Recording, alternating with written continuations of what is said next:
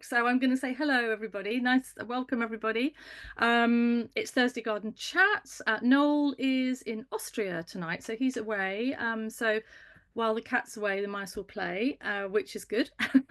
And so just to say, for those of you who are sort of tuning in, keep an eye on the website. We are still putting up lots of new live events, and we've got a few more really goodies to sort of still come, so just keep an eye on that events page, because that's happening. Last night we started an amazing 3-part design series with Andrew Duff, and Andrew is wonderful at that sort of pre-design stage, very thoughtful process. And last night was about silence. It was absolutely fantastic, and everybody was riveted and didn't want to leave. It was just so wonderful. So it's a 3-part series, about every couple of weeks, but you can obviously catch up in retrospect, but you can also sign up for the next 2.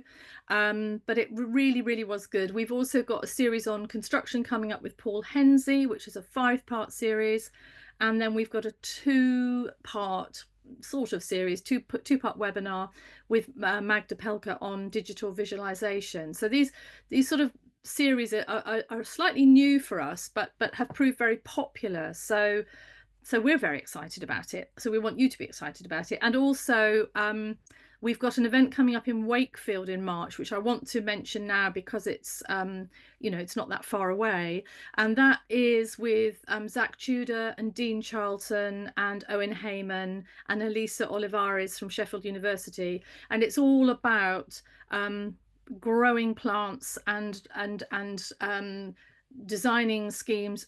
I sort of primarily up north. I mean, it's centered on the north of England, but of course it's not exclusively for the north of England, but it's about SUDS, it's about climate change, it's about all of those things, but with a view to, the sort of northern climes. And there's lots of exciting things happening in the north of England, and we kind of wanted to celebrate that. So the tickets are ridiculously low price, which is wonderful, because the wonderful tutors have given their time for nothing.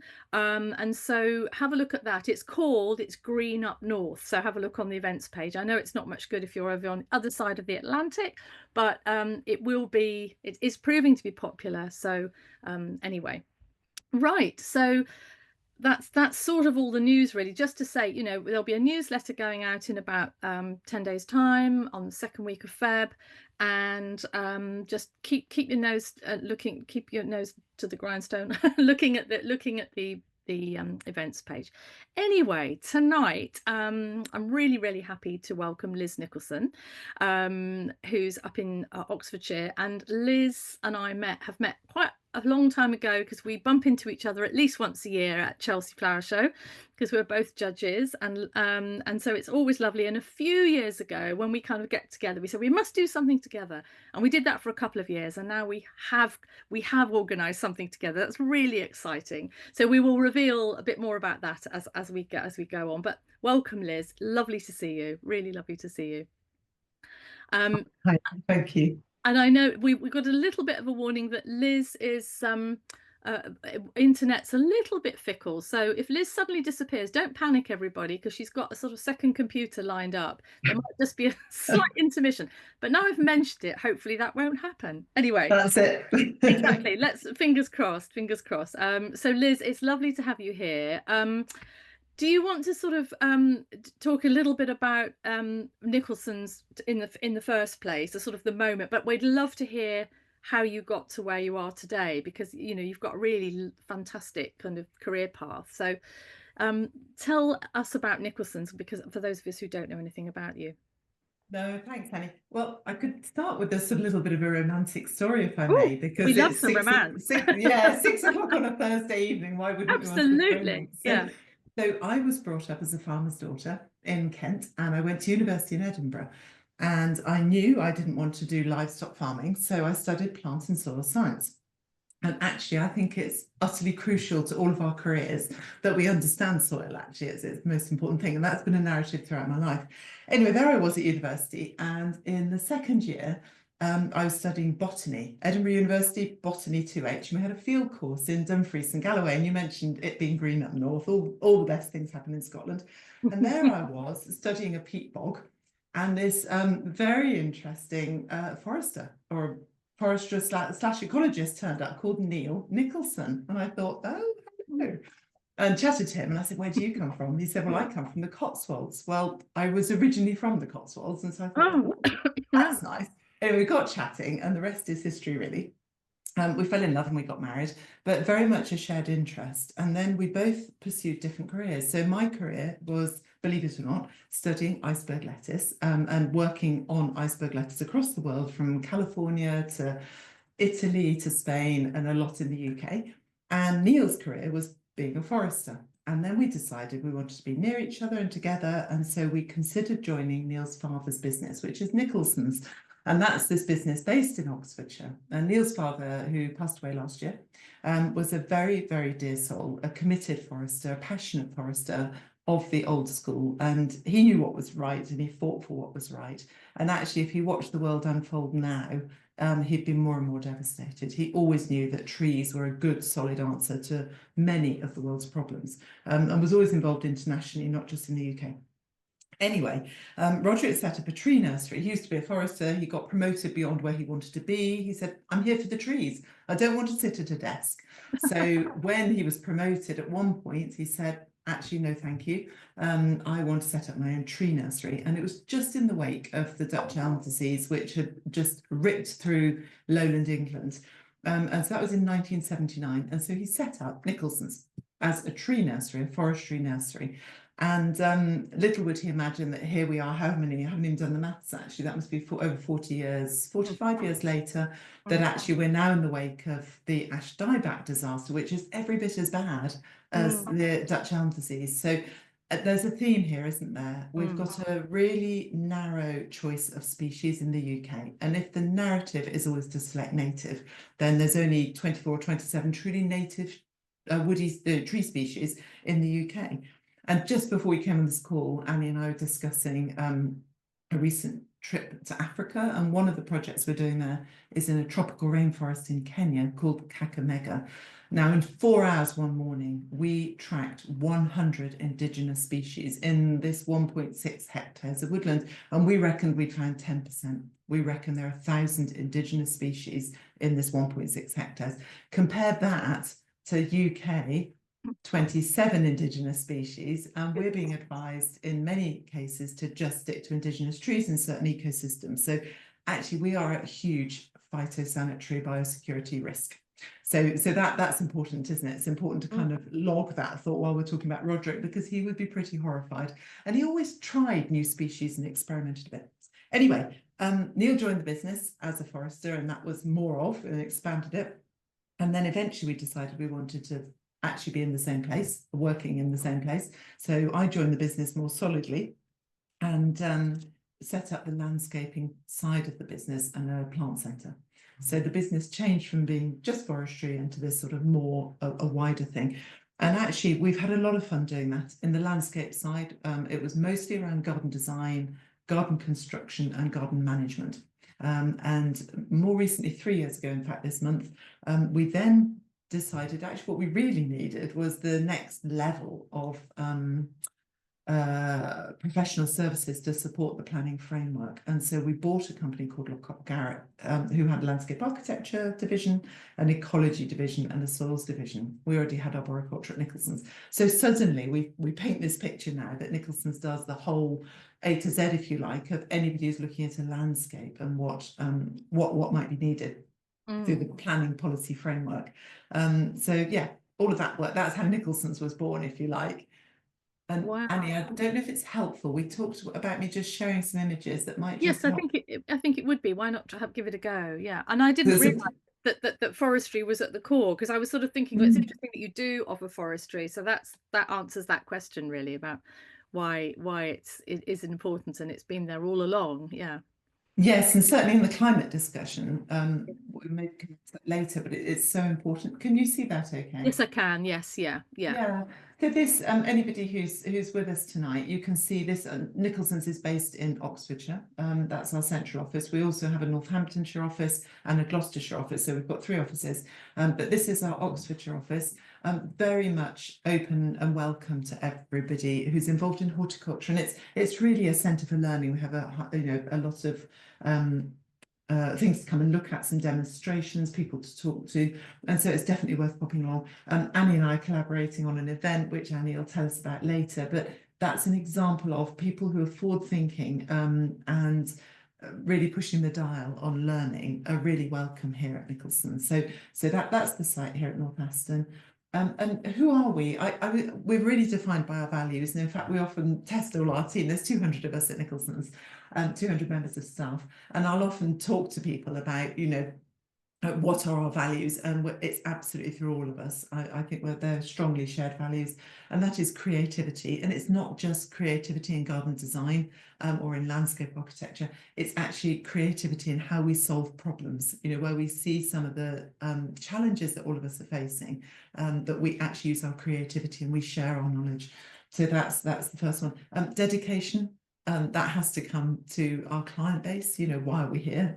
Because our clients are wonderful, but also all stakeholders. So we really take commitment and enthusiasm and integrity when we're working on projects. And the last one, which I think underpins everything we do, is our passion for the planet. And so although we're a commercial company, with really clear commercial drivers, we have to be like everybody in business. There's no difference there. We have really strong charitable aims. So after the first tranche of profits made, we then invest in, it's a massive sort of share back to the staff is the main one, but actually we also build 3 forest schools in the UK every year. And I was just telling Annie, I'm just fresh back from Africa. I just got the most privileged trip to Kenya, where we set up a project 7 years ago, and we've just been back to check, and it's in the Maasai region, the Maasai Mara, and we're working with Maasai women who are planting trees in homesteads. And then also we're looking at Kakamega forest. I mentioned that, with 100 different species in a morning. So we're working hard on those projects as well. So we've got a big ambition, if you like, as a company. So although we're profitable, we actually want to be for the greater good. It matters to us a lot. This is a snapshot of the team. This is not Team Nicholsons. This was actually a volunteer group. So they all do work for Nicholsons, but they're mostly in offices, administration, the accounts department. And this was a scheme we were just completing, and we needed to do a big tidy up because it was a client visit. And I just put a call out at 4 o'clock and said, help, it's a summer's evening, we need a site tidy, who's on? And I shan't bore you with who's in that picture, but the middle lady, I don't know if you can see my cursor, this lady here, she runs HR at Nicholson's, and there she is with a hard hat on, the high-vis vest, and so on and so forth, secretaries and all sorts. And it's just that team, that family feel, I think we do in Spadefuls. Landscapes and gardens, I think we're known for that. Forestry, woodland and tree management, we think, is increasingly important with climate change, and the ecosystem services, obviously. We actually put together this mind map of everything we do, and it shows how complicated it is. And I think many of us as designers on this call will realise there is no such thing as just being a garden designer. It's never that niche, is it? You're always considering ecology, you're considering tree, you're considering flood mitigations, and master planning. It's just so complex. And then, of course, if your designs go into construction, then that's a whole new skill set. I think we are an incredibly, as an industry, we're an incredibly broad-based, hardworking group of people. I'm very proud to be a garden designer. We'll come on to elemental in a minute, I'm sure. Now I need to learn how to stop sharing. If you just go to the bottom of the screen, and you should say stop share, or I can probably do it for you. Oh, there you go. Perfect. Sorry. Lovely, wonderful. And so Liz, just going back to sort of your career path, where you were saying that you were working with iceberg lettuce. Yes. Yes. So were you in research then? Were you yeah? No, I was so lucky. I was an agronomist, and I absolutely loved it. So I worked for a co-op called Kent Veg, and I'd spend all day walking the fields, looking at different lettuces, different stages. And actually, I reckon in life you can be a specialist in anything if it's niche enough. So choose a narrow one, and suddenly you're top of your game. And actually, I went on. I was really lucky. I did that in Kent first, and then I went to work in Scotland. We grew iceberg lettuce and strawberries north of the Cairngorm. And that was incredible in forest. That was just a really beautiful job with some very lovely people. And then when I came south initially, when Neil came back to the business, I actually went to work for Tesco's, and I was Right. involved in the Tesco's technical department, procuring iceberg lettuce and celery and all sorts from around the world. Yeah. And then after that, I set up as a consultant and absolutely loved it. But I think that understanding of how crops grow in soil, the Yeah. watering, pest and disease control is such a good basis for Yeah. what I now do. Yeah. Definitely. And so, gosh, 200 people, 200 members of staff, that's a big company, isn't it? And in terms of, because you've obviously got, that's over 3 sites, is it? That's over Yes. 3 bases. Yeah, yeah. Yeah. Yeah. Um, and so so your work on a day-to-day basis then is because you're the managing director. So what what does your typical day look like then? Well, it's hectic, if I'm honest. Yeah. So I do always wonder, I think particularly owner businesses, if you're running your own business, you always have a passion somewhere in the labyrinth of the business, don't you? And it probably isn't being managing director. Yeah, yeah. So full disclosure, my Yeah. love, my passion is garden design, Oh, right. and people. And so I I absolutely, if I can ever get my hands on a project, maybe meeting a client and start kicking off a project and helping with the concept, that's my absolute joy. That's my sweet spot. But actually, I do love all people. So whether it's clients or our team, I also take an oversight of human resources. And again, we've been really, it isn't, to me, it's not transactional. Mhm. It's not, I'm employing you, you're working for me. It's much more, we are a team and how can we collaborate? So we do crazy things, like we have a lady to come in to do a gym class on a Tuesday night, and everybody is free of charge to everybody. You can go and do it. And we have physio free of charge and all sorts of stuff. We have, I mentioned Africa, we do a grad trip with 4 other members of staff, so 8 go to Africa every other year, and all expenses paid, and so it's a family. It's a Wow. really strong family connection. So what do I see my role as being? It's connecting clients to tasks to team to deliver. It's that whole almost figure of 8, bringing everybody together. Gosh, Um, you're gonna be inundated with job applications tomorrow, yeah. Yeah. Well, it's including in, one from me. yeah. Annie, come. My goodness, how lovely. And I mean, Liz, for people who haven't heard of Liz before, don't know Liz, Liz is very highly respected in our industry, and I know I'll make her blush, but it's the truth. And Liz, you've done. We talked about the RHS and meeting at Chelsea, but you've done quite a lot of work, and you have a sort of role at the RHS, don't you? So, do you want to talk a little bit about that aspect of what you do as well? Well, so it's a bit of a development. So Annie and I, we met, as we said, judging gardens. And anybody, I mean, maybe some people on this call or some listeners will also have had the opportunity to do judging. It's actually incredibly hard work. Yeah. But most notably because of the time frame, but actually also just that real obligation to be fair. And I think Annie and I work incredibly hard with many other judges, actually. We're highly trained, and it's the most joyful thing because you get to go on the gardens and your opinion is respected, and we work very collaboratively, very disciplined, very respectful of each other. But it is an incredible thing to do.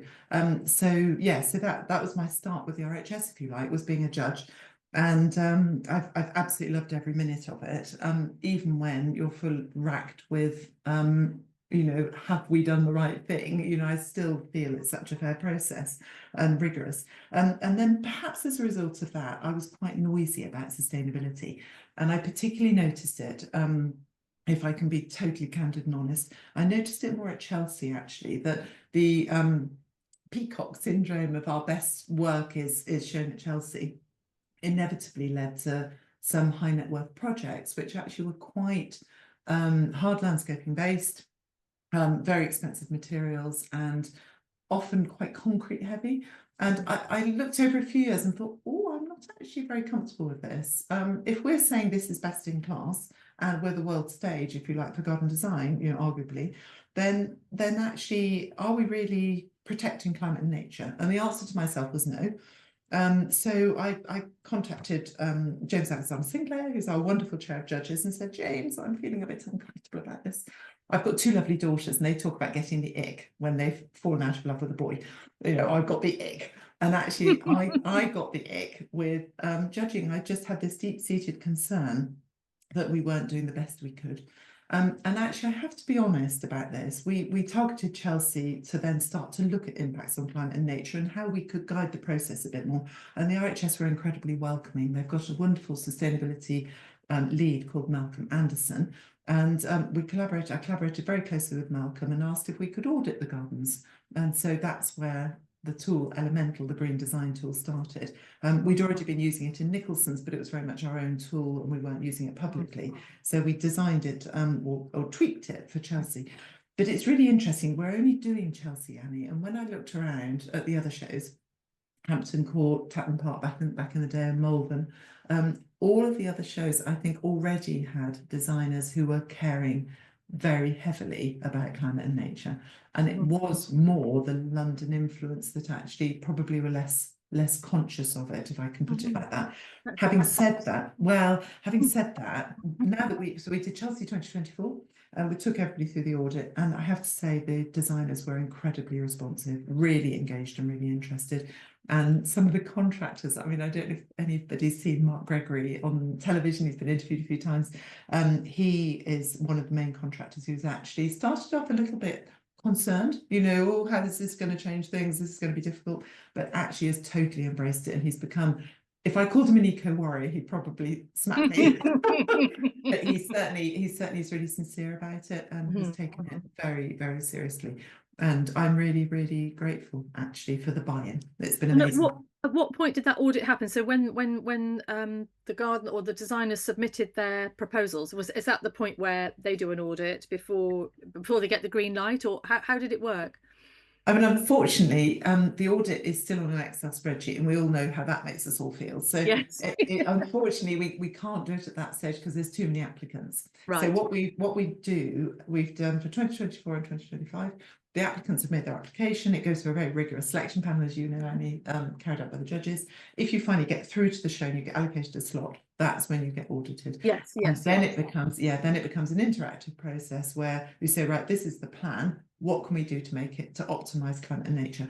And what we found through selection, so those early stages, we've got a team of us who are actually guiding them through the green design audit informally without doing a formal audit. We reckon we reduce carbon emissions by about 25% in selection. Yeah. And then they get allocated their slot, and then they do the full green design audit. And at that point, we reduced emissions by 28%. Wow. So it's up to 50% emissions. I mean, obviously designer to designer, but there's also many other things. So the audit covers things like impacts on biodiversity. So it talks about, have we considered all pollinator groups and all habitat types, and many, many questions. There's 100 questions in all. And SUDS framework, that was a big narrative last year. And if we'd asked those questions 3 or 4 years ago, they wouldn't have been considered. Huge hard landscaping.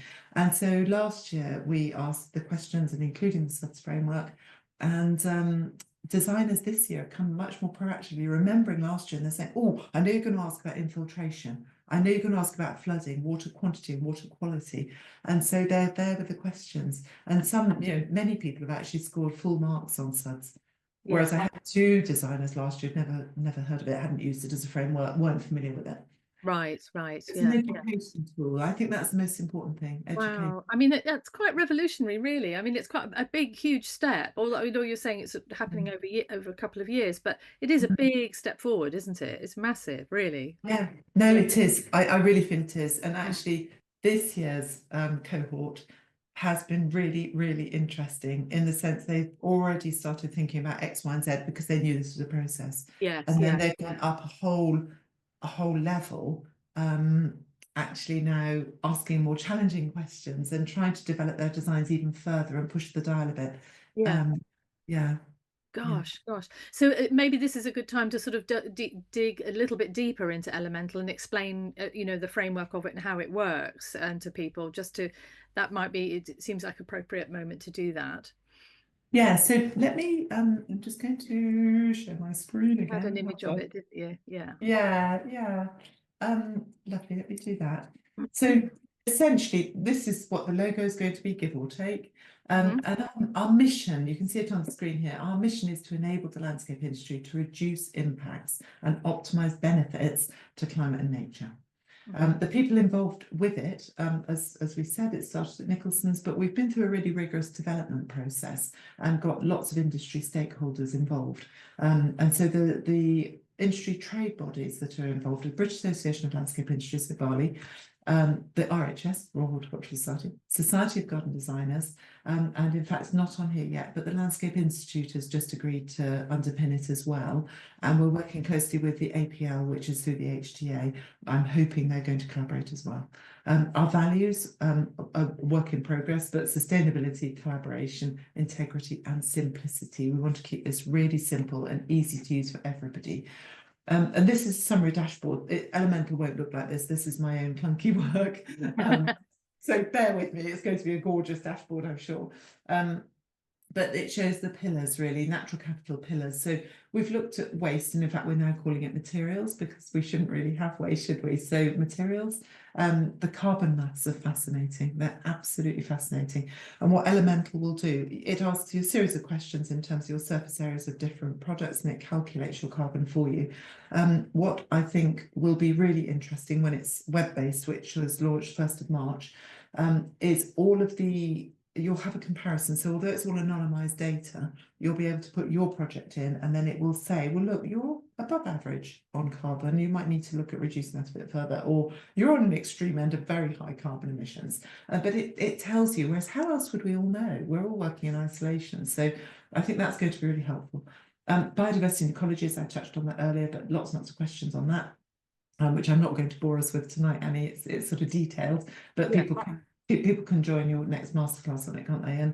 And water and air we touched on, sustainability, site and materials, things like really pushing the dial on peat-free, reducing plastics, not using plastic pots that can't be recycled, etc. And then also on communities and access, that's the other consideration, sort of societal outcomes. Where it's private domestic gardens, that's possibly less important, but actually a lot of designers are working in the public realm, and actually it really helps guide you to considerations like infrastructure. You know, what's local footpath network, what's public transport network? So where people are designing public paths, public parks, for example, they will be considering how people can get there without getting in a car and driving there. But they'll also be considering stakeholder and engagement. When you get to the park, how do you identify species? How do you learn when you're there and learn about nature? So yeah, it's a very comprehensive tool. But I would say that as a team, the Elemental team, so the trade bodies are underpinning it. It was originally worked from Nicholsons, but actually we divided it into those natural capital assets, and then we asked technical advisory groups, and we took 10 to 12 people from the industry for each technical advisory group and went through a rigorous process of improving the tool. And I have to say that was an amazing thing to do. It was really valuable to have people like Sheila Das, who at the time was with the Royal Horticultural Society and has now moved on to the National Trust. You know, she absolutely brilliant challenges from her and many other people in the RHS and across the industry. Actually, I could name them all. There are probably 100 people involved in the process. So I think what we feel is we've got to a healthy, I don't even know where to call it. Actually, I'm going to say, let's say we're a 50% way there. I would almost be hard on ourselves and say 20%. It really doesn't matter. We don't think we're perfect. That's the message. So we've got a lovely base point, and then what we really want to do is launch it, get users going on it, and then from that point we feel that's when the fun will start, where people say, oh, I found that clunky, I think this could be better, have you heard of this? And I think that might be better. And eventually I dare to dream, I dare to dream that the future might hold that tools like some of the CAD that we all use, you know, if you're designing in CAD, that actually it could be integrated through an API it's directly into the tool. So you'll be designing a terrace and it's 4 meters by 8 meters, and in your attributes at the side it will tell you, well, that's emitting 0.8 tons of carbon. So as you go, you can then change the surface area. It's gravel now, and then it will tell you, oh look, that's only 0.18 tons of carbon. So I dare to dream that this could be a really interactive, iterative process. And I've got my first meeting next week. This is really exciting news. I've got my first meeting next week with the planning authority. It's my local planning authority, where I'm saying to them, come and look at this tool, because if you feel there's value in it, then when somebody makes an application through planning, a householder makes an application and there's a building and there's a landscape to consider, then they could use Elemental, the planning authorities could use Elemental and just quickly scroll down and say, oh, right, the designer has considered arboriculture, ecology, biodiversity net gain, water, suds, infiltration of water, societal impacts, and it's all there for a planning authority to look at. And if that could be a framework that could be used, it would open up a gateway and pathways through planning. And for those people listening who aren't in the UK, we have the most clunky planning framework at the minute, and we're trying to deliver 1.5 million new homes, and there's a massive logjam. So just to sort of recap, so it's going to launch on the 1st of March, and in fact we have Liz on booked for the 26th of March to do a more in-depth a webinar about it. So those of you who just want to know more, then we will be doing that. But Liz, so if people will want to use it in the future, it's a web-based. They'll log onto the website and they can work within that website. So it's not something they download. It's something you're working with within a framework of a website to do all these calculations and things. Yeah. That's it, Annie. Exactly that. Fantastic. Yeah, and you can save. I'll stop sharing that in a minute, but it was just really to flag your wonderful event at Nicholsons. Yes. Well, you can leave it up because we can talk about that, because it's quite nice that people can focus on that. So that wonderful image on the right is Rousham. I'm sure a lot of people have will probably recognise that already. But so from Liz and I sort of bumping into each other every year and going, let's do something together. So we're going to. So on the 10th of April, there is a sort of afternoon at Rousham and supper at Nicholsons in the Yurt, which is a delicious restaurant. Now that's a sort of optional, lovely thing for people to do if they're far away and they're making their way over to Oxfordshire, and if they've not seen Rousham, for example. I mean, it is just amazing. It's one of those gardens you have to see and you have to go back to. It's extraordinary. So on the 11th, which is the following day, we have the symposium, a day-long symposium at Nicholsons, and then as Liz has noted here with her bullet points, so it's going to start with impacts on nature and climate, which I think you're leading, Liz, aren't you, on that? Yeah. Then going on to soils, and I think that's Sam and Liz from my notes, and then we have Rachel Jackson, who's an ecologist with an ecologist's view. And then in the afternoon, it'll be very much a sort of workshop based about how to enable elemental and how to use it. So we're very excited about it, and I think it's going to be very popular. It is already up on the website. Up until today, it has been sort of in the members priority booking area, if you like, but that finishes tonight, and so from tomorrow, even if you're not a member, it doesn't matter, anyone can book. So their information, and you can just go into the events page and scroll down. So it's the 10th and the 11th of April, and like I say, the Rousham visit and supper is not obligatory, and we've also negotiated to see the house and the garden at Rousham, so that's just a lovely way of leading into the next day, I think. And it's on your doorstep, isn't it, Liz? Yeah, absolutely. It's my favorite garden. If I'm allowed to have a favorite, it's just timeless. And I think what's so incredible is when it was first designed, it's never been changed. And that is remarkable. That's a huge testament, isn't it? Absolutely. And most people, I'm sure, will have that vision of the rill. And I know when I'm teaching, I'll put up an image of the rill and I'll say, when do you think this was designed? Because if I'd said it was designed 3 months ago and it's a Dan Pearson or a Tom Stewart Smith, nobody would go, oh yeah, okay, and yet when was it? In the 1700s? It was sort of, and it's just timeless, elegant, simple design, and still looks amazing and still works. It's just fantastic. Yeah, still works. I know, water feature that works. I think Rousham is one of those gardens that's on a lot of designers sort of, well, probably top of the list in terms of where they go it's almost like a rite of passage, you know, that you go to Rousham and you spend time there, and it's just absolutely extraordinary place. So anyway, so people who are in the UK or coming over to the UK, the 10th and the 11th of April, booking is open from tomorrow, but for members up until today, obviously, and you can find out more about it. So you know, it will be very exciting, and obviously you'll get to see Nicholsons, and you'll get to meet Liz and some of the team, which is going to be really exciting too, which is Mm. great.